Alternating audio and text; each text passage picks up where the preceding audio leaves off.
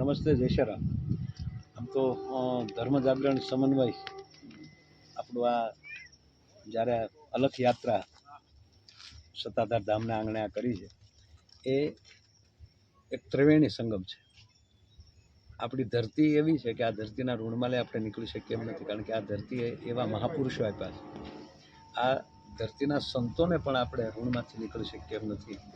અને ત્રીજું કે આપણી આ ધરતીના દરેક સમાજ, કારણ કે આ કોઈ એક વર્ણમાં કોઈ થાય એવું નહીં, 18 વર્ણમાં છે.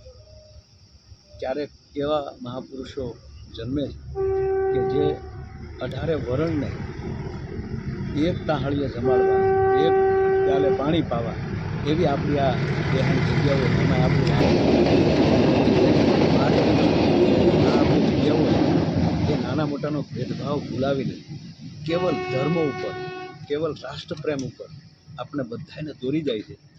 એના માટેનું એક આ સરસ મજાની અલગ યાત્રાનું આવું બધું આયોજન છે. આયોજનને હું વધાવું છું અને ધર્મ જાગરણને ખૂબ ખૂબ ધન્યવાદ આપું છું.